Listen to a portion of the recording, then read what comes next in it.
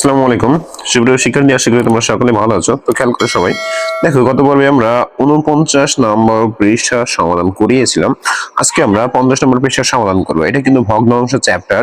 তোমরা প্রত্যেকটা চ্যাপ্টারে যদি বেসিক জিনিস না জানো তাহলে কিন্তু তোমরা পারবা না। আমি কিন্তু গত পর্বে এই ভগ্নাংশের কিছু বেসিক জিনিস আলোচনা করেছিলাম। আজকে আমি আরো একটা পর্বে তোমাদেরকে আরো কিছু আলোচনা করব। সুতরাং প্রত্যেকটা পার্ট দেখে নিবা, ঠিক আছে? আর যারা বলো যে স্যার এত পৃষ্ঠা ভিডিও দেন, এত পৃষ্ঠা ভিডিও দেন, আমি পাচ্ছি না, তারা আমি বলবো দেখো খেয়াল করো, আমাদের প্রত্যেকটা ভিডিওর শেষে দেখবা অল পার্ট নামে একটা ডেসক্রিপশন বক্সে অল পার্ট নামে একটা লিঙ্ক দেওয়া থাকে। ওই লিঙ্কে ক্লিক করলে এই যাবৎকালে যত ভিডিও আমি প্রকাশ করছি সব ভিডিও কিন্তু ওখানে পেয়ে যাবা। ওকে, আচ্ছা, এবার খেয়াল করি। দেখো 50 নম্বর পৃষ্ঠা থেকে কি আছে খেয়াল করি। আমরা বলছি আমরা কিভাবে অপ্রকৃত ভগ্নাংশকে মিশ্র ভগ্নাংশে রূপান্তর করি। আমরা গত পর্বে কি করছিলাম? মিশ্র ভগ্নাংশকে অপ্রকৃত ভগ্নাংশে রূপান্তর করছিলাম। আর এইবার অপ্রকৃত ভগ্নাংশে মিশ্র ভগ্নাংশে রূপান্তর করতে হবে। তাহলে খেয়াল করি, এটা হচ্ছে জাস্ট ভাগ করতে হবে। কি করতে হবে? ভাগ করে দিলেই আমাদের কিন্তু কাজটা হয়ে যাবে। সাপোজ কেমন, মনে করো আমাদের এখানে একটা অপ্রকৃত ভগ্নাংশ দেওয়া রয়েছে 15/2। ঠিক আছে, এখন এই অপ্রকৃত ভগ্নাংশটাকে আমাকে মিশ্র ভগ্নাংশে প্রকাশ করতে হবে। তো এটাকে যদি আমি ভাগ করি, দেখো লাইক এভাবে যদি আমরা ভাগ করি, কত দিয়ে যাই? সর্বোচ্চ 7 দিয়ে আমরা গুণ করতে পারি। 7 দুগুণ 14। এবার দেখো লাস্টে থাকে কত? 1। এখন খেয়াল করি, এইখানে জিনিসটা বোঝার খেয়াল করতে হবে। দেখো তাহলে অতএব দিয়ে লিখতে পারি, অতএব যেটা প্রথম ভাগফল সেটা আগে লিখবো। লেখার পরে একটা সুন্দর করে মাঝখান ধরে দাগ দিব, দিয়ে প্রথম লিখবো, উপরে লিখবো ভাগশেষ, আর নিচে লিখবো ভাজক, যেটা দিয়ে ভাগ করছি। এই যে আমরা অপ্রকৃত ভগ্নাংশ থেকে মিশ্র ভগ্নাংশে রূপান্তর করে ফেলেছি। ঠিক আছে, আমি আবার বলি, ভাগ করার পরে যে ভাগশেষে থাকবে ওটা দিয়ে লেখার নিয়ম হচ্ছে যে প্রথমে আমাকে ভাগফলটা লেখার পরে মাঝখান দিয়ে দাগ দেওয়া, উপরে লেখা ভাগশেষ, আর নিচে হচ্ছে ভাজক লেখা, যেটা দিয়ে ভাগ করি। এখন খেয়াল করি, দেখো এখানে 9/4 দেওয়া রয়েছে। তাহলে এখন এটাকে আমাকে বলা হয়েছে যে অপ্রকৃত ভগ্নাংশ থেকে আমাকে মিশ্র ভগ্নাংশে রূপান্তর করতে হবে। আর অপ্রকৃত ভগ্নাংশ কাকে বলে? আমাদেরকে লবটা কি হয়? সবসময় বড় হয়। লবটা কি হয়? সবসময় বড় হয়। কার থেকে বড় হয়? হরের থেকে বড় হয়। তাহলে এখন দেখো, এটাকে আমরা প্রথম ভাগ করব। কি করো? ভাগ করো। তাই খেয়াল করি, 4 আর 9 প্রথমে ভাগ করি। দেখো 4 দুগুণ 8, কত হয়েছে? 8। বিয়োগ করে থাকে কত? 1। এখন খেয়াল করো, তাহলে এটাকে আমরা আগে অপ্রকৃত প্রকাশ করি। তাহলে কি বলছি? নিয়ম অনুযায়ী প্রথম আমরা ভাগফল লিখবো, লেখার পরে ওই ভাগফলের মাঝখান বরাবর দাগ দিব, উপরে দিব 1 আর নিচে দিব কত? যেটা দিয়ে ভাগ করছি, মানে কি 4। তার মানে বলতে পারি 2/1/4। 2/1/4 আমাদের কিন্তু হয়ে গেল এটা খুব সুন্দর ভাবে। এবার খেয়াল করি, এরপরে দেখো নিচে আছে বলা হয়েছে রং করি ও খালি ঘর পূরণ করি। কি করব? রং করতে হবে এবং খালি ঘর আমাকে পূরণ করতে হবে। তাহলে লক্ষ্য করি, এখানে ফার্স্টে কি বলা হয়েছে ভাবে বোঝার চেষ্টা করি। আমাকে বলা হয়েছে যে 7/3 বলতে পারি আমরা, আবার বলতে পারি যে 3 ভাগে। যখন কথায় লিখবো ভালোভাবে খেয়াল করি, মনে করে এটা যখন কথায় লিখবো তখন কি লিখবো খেয়াল করি, এটা একটু দেখিনি। 3 ভাগের 7 ভাগ। কি বললাম? দেখো যখন আমরা এটা কথায় লিখবো তখন নিচেরটা আগে লিখবো, লিখে ভাগের দিব, আর উপরটা পরে লিখবো। তার মানে হচ্ছে নিচেরটা হচ্ছে 3, তাহলে দেখো 3 ভাগের, উপরটা কত হচ্ছে? 7 ভাগ, এটা লিখবো। তো এরকম যদি থাকে তাহলে আমাদের এখন রং করতে হবে, দেখাতে হবে এটা কিভাবে করতে হবে। প্রথম আসে খেয়াল করি, এখানে 3 ভাগ কোন পর্যন্ত? 3 ভাগ হচ্ছে এই পর্যন্ত। তাহলে পুরোটাই আমরা প্রথম আগে রং করি। মনে করি এই যে আমরা রং করে দিলাম লাল রং। ওকে, এবার লাল রং করার পরে আমাকে কি করতে হবে? 3 ভাগের 7টা ভাগ। তাহলে আমাকে 7টা ঘর চুজ করতে হবে। কয়টা ঘর চুজ করতে হবে? 7টা ঘর। তাহলে খেয়াল করি, 1টা 2টা 3টা 4টা 5টা 6টা 7টা। তাহলে এই যে এই পর্যন্ত মূলত আমরা কি করব? বাকিটুকু আবার রং করে দেবো এর উপর দিয়ে। আগে ঠিক যেভাবে করিয়েছিলাম ঠিক ওইভাবে আমরা এইটুকু রং করে দিব। এই যে হয়ে গেল, রং করে দিলে হয়ে গেল। এই যে 3 ভাগের 7 ভাগ কিন্তু আমাদের হয়ে গেল। ঠিক আছে, এবার জাস্ট এটাকে আমাকে মিশ্র ভগ্নাংশে প্রকাশ করতে হবে। তো মিশ্র ভগ্নাংশে প্রকাশ করতে হলে আমি বলেছি যে আগে আমাকে কি করতে হবে? ভাগ করতে হবে। তো মিশ্র ভগ্নাংশকে ভাগ করি। দেখো যদি ভাগ করি তো 3 দুগুণ 6, আমাদের অবশ্যই থাকে 1। তাহলে এটাকে রূপান্তর করার নিয়ম হচ্ছে, প্রথমে হচ্ছে আমাদেরকে ভাগফল লিখতে হবে, মাঝখান বরাবর দাগ দিতে হবে, উপরে লিখতে হবে ভাগশেষ, নিচে লিখতে হবে যেটা দিয়ে ভাগ করি সেটা। তার মানে 2/1/3। ঠিক আছে, একেবারে সহজভাবে কিন্তু আমি তোমাদেরকে একেবারে সবগুলো মানে প্রত্যেকটা অঙ্কই কিন্তু সহজভাবে বুঝিয়ে দিচ্ছি। এত সহজভাবে আমার মনে হয় না তোমাদেরকে বুঝাই দিবে। আচ্ছা, এবার আসি, দেখো এটাও ঠিক একইভাবে আমাকে রং করতে হবে। তাহলে এখানে আছে কত ভাগ? 5 ভাগ। তাহলে 5 ভাগ কোথায় আছে খেয়াল করি, দেখো 5 ভাগই নাই এখানে। এখানে 4 ভাগ পর্যন্ত দেওয়া রয়েছে, তার মানে আমাকে 5 ভাগ পর্যন্ত কোড কাটতে হবে। এখন প্রত্যেকটা ঘরে কয়টা দাগ আছে খেয়াল করে, 1টা 2টা 3টা 4টা 5টা করে কোড আছে। তাহলে এখানে ঠিক আমাকে 5টা করে কোড আগে আমাকে তৈরি করতে হবে। তাহলে মনে করো এই বরাবর আমি 5টা করে কোড আগে তৈরি করে নিয়ে আসি, খেয়াল করি। আচ্ছা, তাহলে এখানে দিলাম একটা, এখানে দিলাম একটা, এখানে দিলাম একটা, এখানে দিলাম একটা। এই 5টা কোড আমি তৈরি করে নিলাম, নিয়ে এবার এই বরাবর এখানে নাম দিলাম কত 5। এখন খেয়াল করি আমাকে এখানে কি বলছে, 5 ভাগের কত ভাগ, 16 ভাগ। তাহলে আগে আমরা পুরো 5 ভাগটাকে কি করব, এই কালি দিয়ে, এই কালার দিয়ে আগে কি করব, মার্কিং করব। ঠিক একইভাবে পুরো 5 ভাগটাকে এই কালার দিয়ে কি করব, মার্কিং করব। ঠিক আছে, এরপরে আমাকে বলছে যে 5 ভাগের 16 ভাগ, তাহলে 16 ভাগ কোথায় আছে খেয়াল করি। প্রত্যেকটা ঘরে কিন্তু আমাদের কত ভাগ করে, আমাদের প্রত্যেকটা ঘরে আছে আমাদের 5 ভাগ করে। মানে 5 10 15 15, আর এই যে হচ্ছে 16টা ভাগ। তোমরা কোড কাউন্ট করে ফেলবা, ঠিক আছে, কোড কাউন্ট করে ফেলবা। কাউন্ট করলে তোমাদের কোডটা ঠিক যেখানে যে দাঁড়ায় সেটাই হচ্ছে তোমাদের 16 ভাগ। তার মানে এইটুকু যদি আমি কালার করে দিই, তাহলে এইটুকু যদি আমি কালার করে দিই, তাহলে এটা আমার কি হয়ে যাচ্ছে, 5 ভাগের 16 ভাগ হয়ে যাচ্ছে। এবার আমরা খেয়াল করি এটাকে ঠিক একইভাবে আমাকে মিশ্র ভগ্নাংশ দেখাতে হবে। তাহলে এটাকে আমরা আগে প্রথমে ভাগ করি। খেয়াল করো 3 5 কত 15, 3 5 কত 15, তাহলে 1 থেকে, তার মানে বলতে পারি 3 পূর্ণ কত পূর্ণ, 3 পূর্ণ 1/5। এবার দেখো নিচে দেওয়া রয়েছে যে কিছু অপ্রকৃত ভগ্নাংশকে আমাকে মিশ্র ভগ্নাংশে প্রকাশ করতে হবে। তাহলে প্রত্যেকটার উপরে লিখবা যে অপ্রকৃত ভগ্নাংশকে মিশ্র ভগ্নাংশে প্রকাশ করি, অর্থাৎ হেডলাইন দিয়ে লিখবা। দাগ নাম্বার 1-এর হেডলাইন দিয়ে লিখবা যে অপ্রকৃত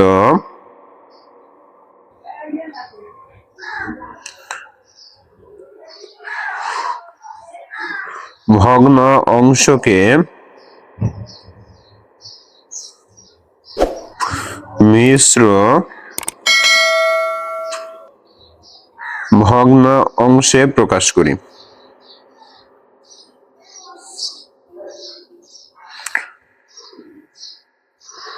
মিশ্র ভগ্নাংশে কি করি, প্রকাশ করি। ঠিক আছে, আচ্ছা, তাহলে এইবার আমরা দাগ নাম্বার দিব 1।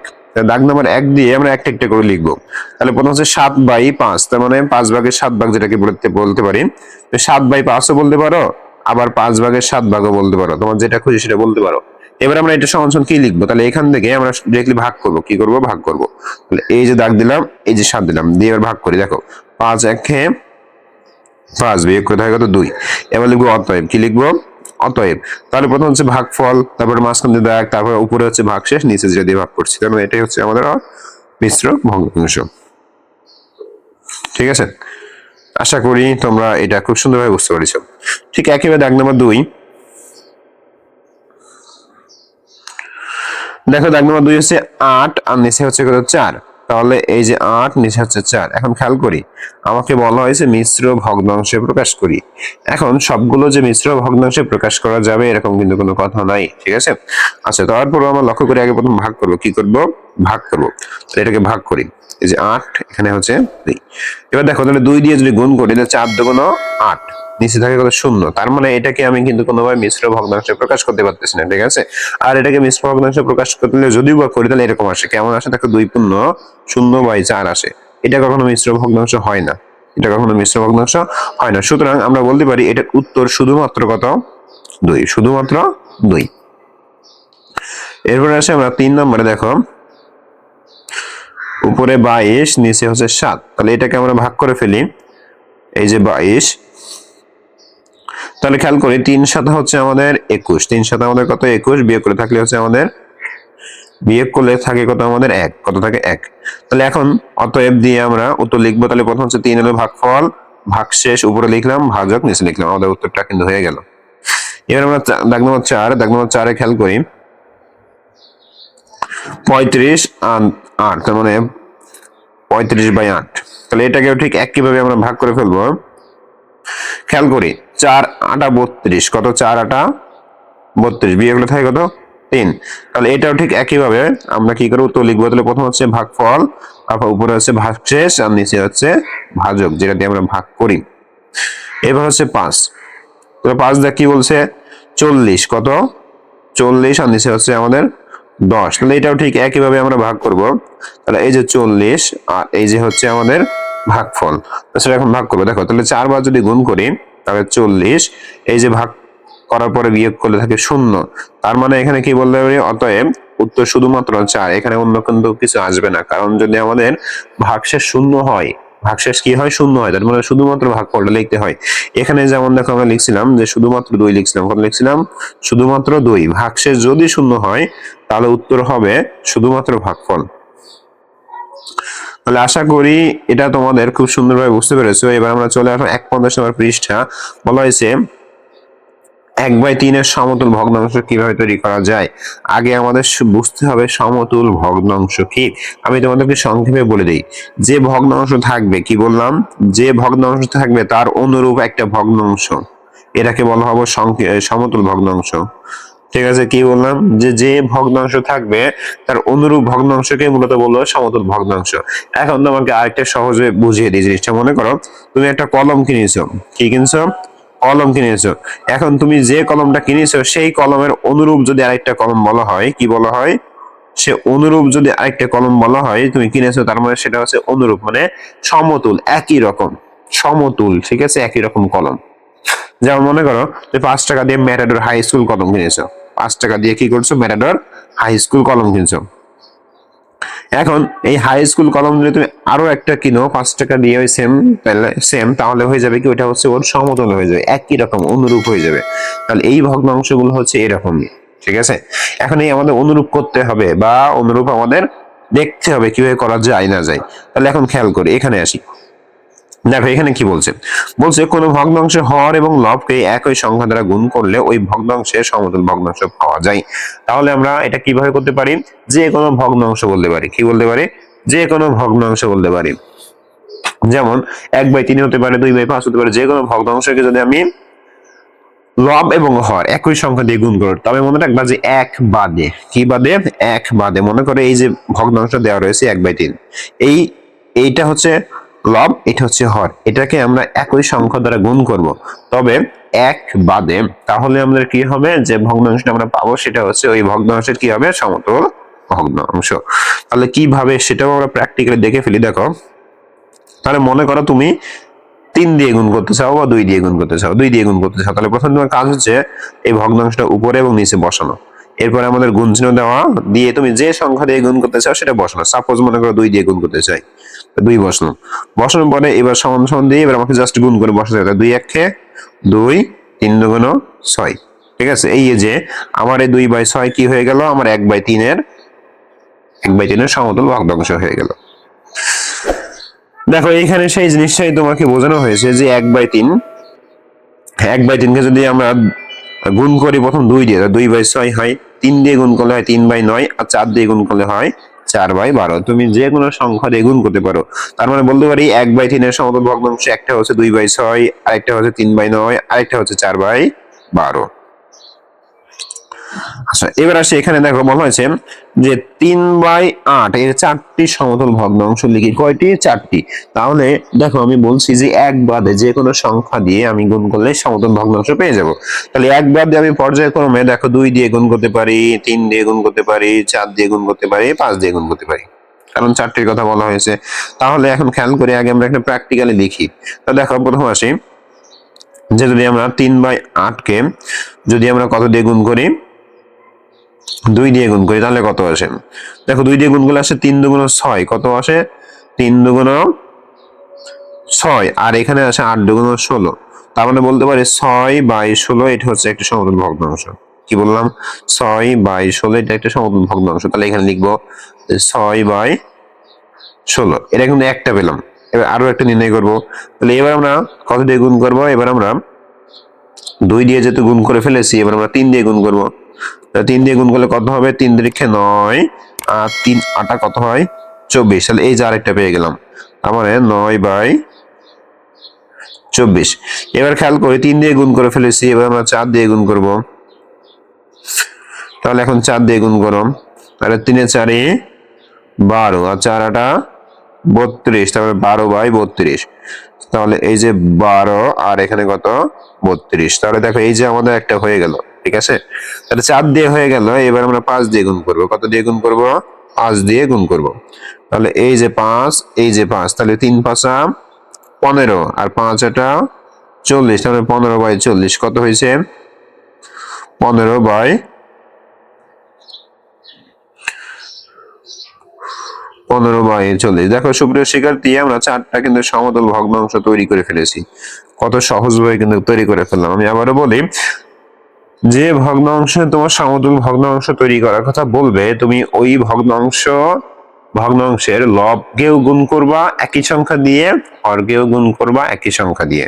তাই মনে রাখবে, এক বাদে অন্য যে কোনো সংখ্যা দিয়ে কিন্তু আমি গুণটা করতে পারি। আচ্ছা, এবার আসি, খেয়াল করে দেখো, এখানে বলা হয়েছে যে 8/24 সমতল ভগ্নাংশ হচ্ছে 4/12, 2/6, 1/3। কিভাবে তৈরি করা যায় চিন্তা করি। দেখো, আমরা যেমন গুণ করে তোমাকে তৈরি করেছিলাম একটা একটা করে, আবার ঠিক একইভাবে আমরা ভাগ করেও কিন্তু করতে পারি। কি বললাম? আমরা যেমন গুণ করে করেছিলাম, ঠিক একইভাবে আমরা কি করতে পারি? ভাগ করেও করতে পারি। সেটা কিভাবে? তো দেখো, এটা কিভাবে আমরা একটু দেখি। আগে আমরা গুণ প্রক্রিয়া শিখছিলাম, এখন আমরা ভাগ প্রক্রিয়া দেখবো। তাহলে প্রথম কথা হচ্ছে, ওই যে একইভাবে প্রথম যখন আমরা তৈরি করেছিলাম তখন কি 2 দিয়ে গুণ করছিলাম না? তাহলে এখন এই 2 দিয়ে লবকেও ভাগ করব, হরকেও ভাগ করব। তাহলে খেয়াল করি, যদি আমরা 2 দিয়ে 8কে ভাগ করি কত হয়? 4। আর 2 দিয়ে যদি আমি 24কে ভাগ করি কত হয়? 12। তাহলে দেখো, এই যে 4/12 আমরা কিন্তু একটা কিন্তু সমতল ভগ্নাংশ পেয়ে গেলাম। ঠিক আছে, 4/12 কি পেলাম? একটা সমতল ভগ্নাংশ পেয়ে গেলাম। এই যে খেয়াল করো এদিকে, পাইছি? আচ্ছা, এবার খেয়াল করো, এটা তো হয়ে গেল। এবার এই যে ভগ্নাংশ পাইছি, এটাকে যদি আবার আমরা 2 দিয়ে ভাগ করতে পারি, আবার যদি 2 দিয়ে ভাগ করি, তাহলে 4কে 2 দিয়ে ভাগ করলে হয় 2, আর 12কে 2 দিয়ে ভাগ করলে 6, তার মানে 2/6। তাহলে দেখো, এই ভগ্নাংশে কিন্তু আরো একটা সমতল ভগ্নাংশ পেয়ে গেলাম, এই যে 2/6। এবার 2/6 কে আমরা আবারও কি করতে পারি, খেয়াল করি, আবারও কিছু করা যায় কিনা লক্ষ্য করি। তাহলে দেখো, 2কে 2 দ্বারা আমরা ভাগ করতে পারি, আবার 6কে 2 দ্বারা আমরা ভাগ করতে পারি। কত হয়? দেখো, 2কে 2 দ্বারা ভাগ করলে আমাদের হয় হচ্ছে 1। কত হয়? 1। আর 6কে 2 দ্বারা ভাগ করলে কত? 3। তার মানে বলতে পারি 1/3। তার মানে এটা হচ্ছে আমাদের একটা সমতল ভগ্নাংশ। দেখো কত সহজভাবে কিন্তু করে ফেললাম। তার মানে একটা সংখ্যাকে যতবার কাটাকাটি করা যায়, ভাগ করা যায় একই সংখ্যা দিয়ে, ওই ভাগ করার পরে যে সংখ্যাগুলো পাই, যে ভগ্নাংশটা পাই, ওটাই হচ্ছে ওটারও সমতল ভগ্নাংশ। তাই দেখো, বলা হয়েছে যে কোন ভগ্নাংশ লব এবং হরকে একই সংখ্যা দ্বারা ভাগ করলে ওই ভগ্নাংশ সমতল ভগ্নাংশ পাওয়া যায়। আমাদের গুণ করলেও পাওয়া যায়, আবার ভাগ করলেও পাওয়া যায়। ঠিক আছে, ওকে। এবার আসি দাগ নম্বর 2 এ। দেখো, বলা হয়েছে খালি ঘরের সংখ্যাগুলো নির্ণয় করি। তার মানে এই সংখ্যাগুলো আমাকে নির্ণয় করতে হবে। এটা খুবই গুরুত্বপূর্ণ একটা অঙ্ক, তোমরা সবাই একটু লক্ষ্য করো। আমি একটা নিয়ম শিখাই দিব, তোমরা একেবারে সহজে বুঝে যাবে। আচ্ছা, তাহলে দেখো, এই অঙ্ক করার সময় তোমাকে আগে আর গুণটা জানতে হবে। কি জানতে হবে?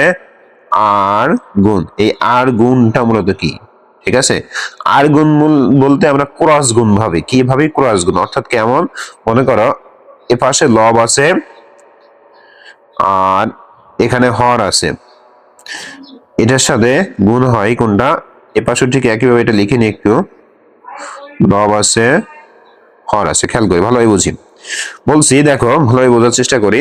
তাহলে এইভাবে মূলত আমাদের থাকে। তাহলে মনে রাখবা, এই পাশের লবের সাথে মূলত এই পাশের হরের গুণ হয় সমান সমানের ক্ষেত্রে। কিন্তু কোন ক্ষেত্রে?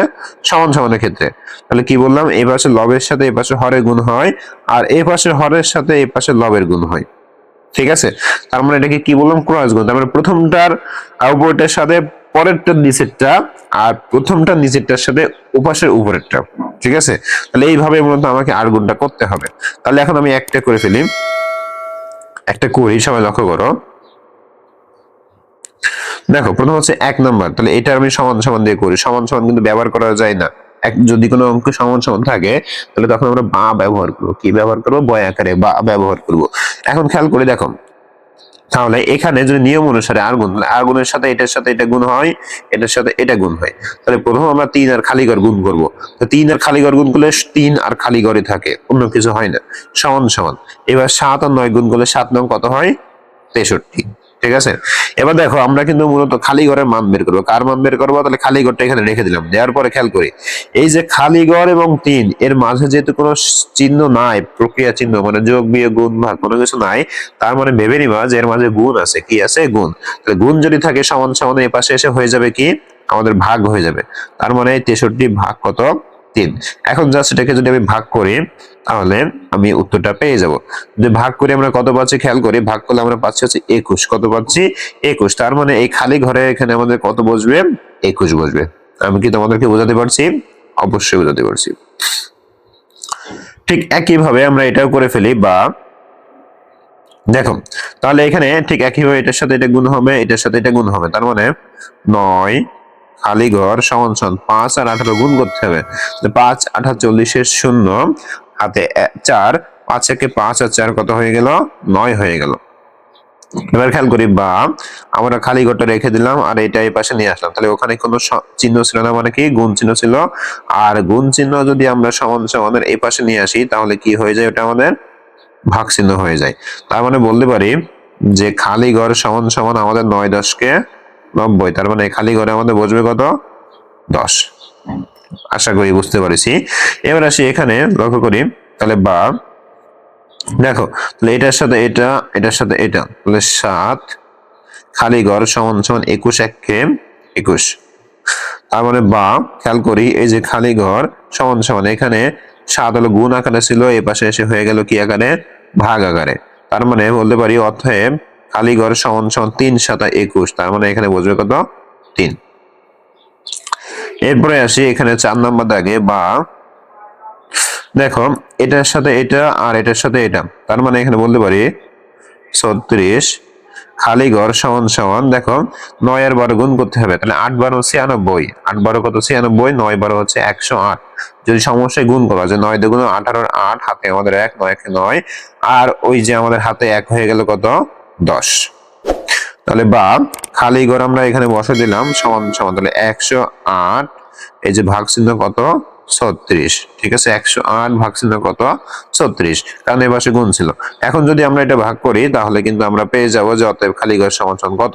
তাহলে এটা আমরা একটু ভাগ করে আসি। দেখো 36 সাথে আমরা প্রথমে মনে মনে একটা সংখ্যা গুণ করি, যেমন 4 গুণ করে দেখি। কত গুণ করে দেখবো? 4 গুণ করে দেখবো কত হয়। তাহলে খেয়াল করি, দেখো 4 ছক 24 4, হাতে আমাদের কত? 2, 3 4 12 আর 2 14, অনেক বড় হয়ে যাচ্ছে। তাহলে আমরা ছোট সংখ্যা গুণ করবো, 3 গুণ করবো। কত গুণ করবো? 3। 3 দিয়ে গুণ করে দেখি, 3 6 18, 8 হাতে আমাদের 1, 3 দিকে 9 এর একে 10। তার মানে 3 দিয়ে গুণ করলে কত হচ্ছে? 108 হচ্ছে। তার মানে এটার উত্তর হবে কত? 3। এই খালি ঘরেও কত বসবে? 3।